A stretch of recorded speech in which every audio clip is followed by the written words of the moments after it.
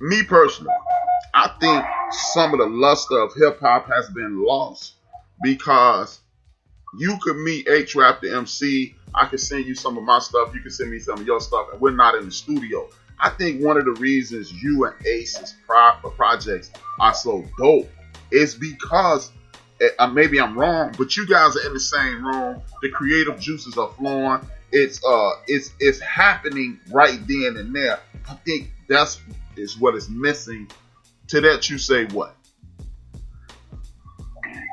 Well, I'll make a cross comparison. It's like buying a meal that's already made at the supermarket and heating it up. It's never going to be as good as if you're at home with a bunch of real, with ingredients and you're cooking up from scratch and fresh. There's always, you're going to heat up the meal. It's going to be cool, but there's always going to be something missing. So, yeah, I agree. When people work together on albums, and have a common goal, respect each other's work, and it's not about, being in a factory just cranking out songs, like, you're always going to hear it. You can't even dispute that.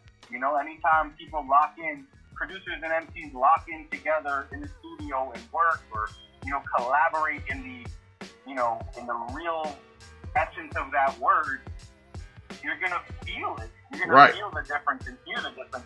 That's not to say classics have not been made from people recording their vocals in California, sending them back to New York. That's not true at all, but it's definitely more fun for me and easier to lock in with Ace, and he comes to my crib in Brooklyn and extracts the vocals.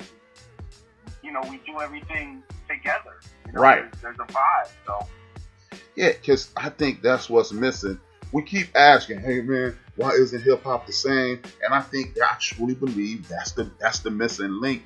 Because like Mr. Walt, he even made a point. He was like, the chemistry is not there anymore. A lot of people try to say, hey man, they're no longer hungry, blah blah blah. But he mentioned that Hov, he's still making dope albums because he Hov. But it was something that Dame Dash added that made it right. It's something that Diddy did in the studio, whether it was his presence or just his ear or the way he listed the tracks. It's something there. And when it's this conglomerate, it's better. It's better for you. It's better for me. It's better for the artist. And I think that is the number one issue in regards to making this thing work. Yeah, but I think some of the most classic albums to me, if you look at it, it's always a team effort. Like, and that goes for my career too. Not saying I have an endless amount of classics. If one day some people consider them classics, that's amazing. Oh no, they are, bro.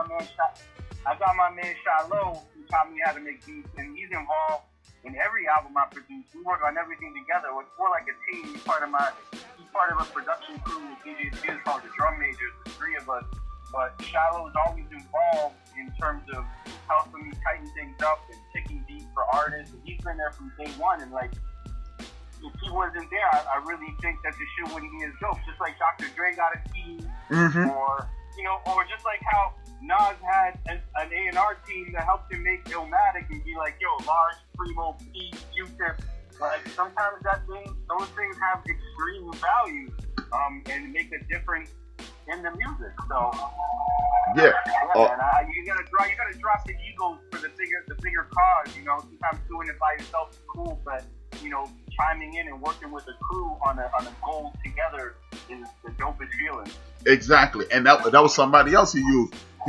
He used Large as the example with Nas. He was like, yeah, Nas continues to put out dope albums. He's making classics, but it was something he said. It was something about having Large in the room. When Pete make a beat, Large will go, oh no, we need to do it this way. When Primo make a beat, him and Large, they collaborate and saying this is the best way to go, and that's why that sound is so crisp. That's why it feels so good, and I totally agree, man. Outside of Ace, because you and Ace, obviously, you guys have linked up and made some great music in the last 5 to 7 years. Who else would you say you have that kind of bond with?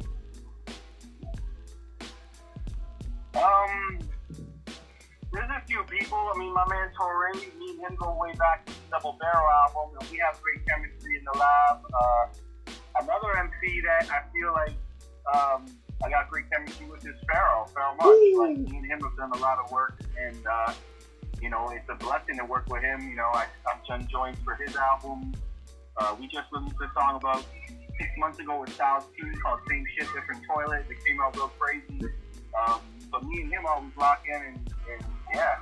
Yeah, you know, now that I'm thinking, his style would just marry the hell out of your style, because he has that melodic thing. You got the heavy drums, and you drop a lot of piano in your music, which I love.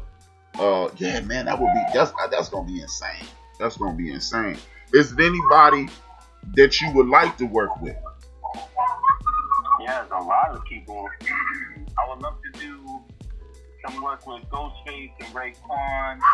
I would love to do work with Kendrick, obviously. I would love to do more work with Black Thought. He was on one of my beats with Pharaoh, which is like one of the greatest moments in my life. To produce a song for those two trading bars. But more work with him will be dope. Yeah, man, the list goes on and on. With that being said, remember, we used to have these super groups, you know, the EPMDs, the Black Moon and things like that. You said you did some work with Boot Camp. Do you think that's a thing of the past, or it's just we have to zone in and focus on those kinds of things? Because the whole industry, you got to do it on your own thing, is really destroying that concept. I think it's all about the music, man. I mean, Master Ace's career, he'll tell you himself, it should have been done before he dropped Disposable Arts. He thought it was a rap for him. He made that album. It resonated with so many people. It gave him 25 more years in his career. You know what I'm saying? That was he's insane. He's a perfect example from a guy from the golden era who is still here and relevant and touring the world, making music that is reaching people. So, you know, if you stay locked in, you stay current, and you keep your music, you know, relevant to people, the sky's the limit. So that, I really think it's about that. If you put out good music, people will gravitate to it. And you're smart with your business, people will hear it, and you can keep rocking. But you know, if that part of it falls off, you know, then, you know, just like any business, if your product gets shitty, people aren't gonna buy it no more. So true. How can the hip hop community help you guys, like us, spread the word? So, because I've been a firm believer in the best hip hop has never been on the radio. So I get tired of people saying they don't play our stuff on the radio. They never have, period. But how can we get to the point whereas we can get the hip hop culture, the hip hop community, whatever we want to call it? What can we do to help you guys lock in so you guys can maintain a certain level of excellence and people not try to shoot for the chart? We all want to be number one on the charts, but I feel it should be organic. What can fans do, or what's your opinion on what fans can do to help you guys maintain that level of excellence? I mean, social media changed the whole world, changed the music game. So, you know, we have to embrace it. You can have your gripes about the pros and cons, but the bottom line is everybody's moved on to social media. Like, I can't even remember the last time I listened. You know, I don't even have a car, so it's like I discover my music sometimes in Spotify, and yeah, I really think the power is for people to spread the word of mouth. Tell your friends about people. You know, buy independent products, share it, tell people about it. That's what reaches people, because I know for me, I don't trust some of these media sources to tell me what's dope. I like to hear it from people that I know have similar tastes to mine. Like, you know, not to name drop, and it's always a blessing, but like, you know, I'm very good friends with DJ Premier. It's like, if I call him and we're chopping it up, and he's like, yo, did you hear this? Did you hear that? Like, that makes me go, as soon as I get off the phone with him, and check that shit out, because that's a credible opinion that I'm like, damn. Or my boy, or DJ Clips, or my homie's kids, like, yo, you gotta check this out. Like, that's how I really discover music, is from people telling me that I trust, you know, or seeing stuff from people online that I trust, and, you know, and then, like I said, is sharing it. You know, I also have a platform with my social media and a voice to be able to be like, yo, forget about my music today. Go check out this dude. He's killing it. You know, like, I feel like the independent scene has to support each other And when people are making dope shit, we gotta tell other people about it Mm-hmm. and hold each other up. You know what I'm saying? Because I don't believe that good hip hop doesn't exist. There's tons of it. It's just most people can't find it or don't know it exists because A, they're just too busy.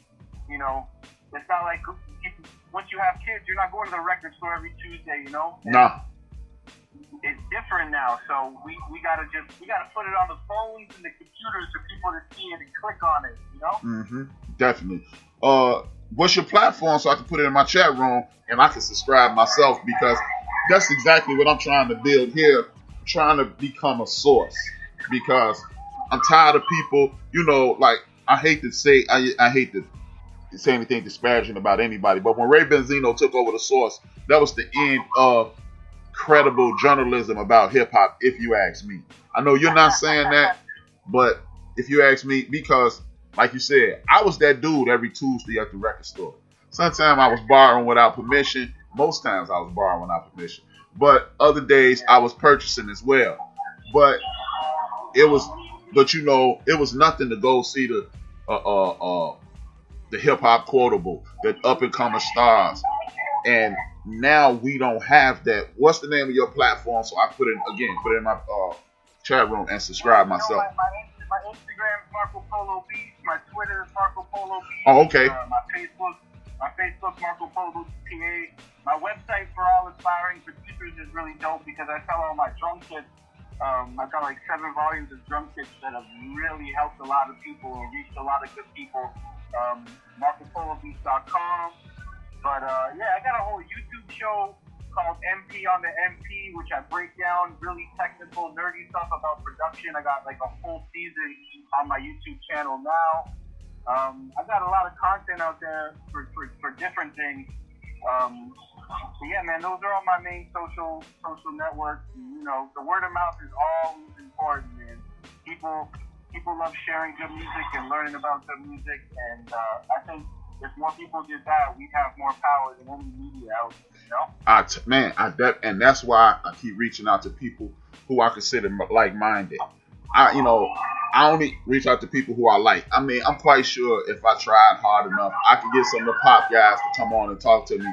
But I really don't want them on here. I don't want to deal with them. And it's not personal. It's really not personal. You don't make what I make, and I get it. But I am trying to broaden the culture, make the culture, return it to what it used to be, its greatness, put us in a situation to whereas we are making the hip hop culture work. Because like I was telling, I think it was Skazoo, I haven't released that interview yet. This one is live. I was like, I want to get like 500,000 million people or 1 million people together in one area, right?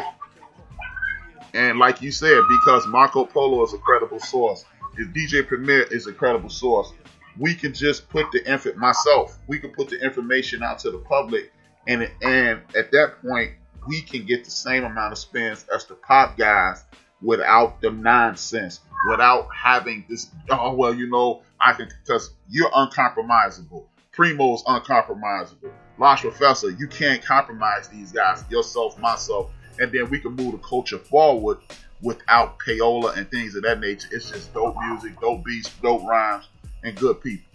To that, you would say what? Well, shout to you. Thank you. Because you're doing it right. You're doing it right now. So you're giving me a voice on your show, and even if one new person hears me and hears my music, that's a win for me. You know what I'm saying? Yeah, that's a win for the culture. Appreciate you. You know? I just subscribed to your YouTube page. For those who didn't hear it clearly, it's Marco Polo on YouTube. You'll see him with the background of a bunch of albums. Please support the brother. Go to YouTube now. Support, subscribe. Hit the bell so you'll know when he drop a new episode. Because when we have people like you, we must support you and put you in the forefront. Because again, everything isn't for everybody, but hip hop is for me, and this is where I get my vibe from.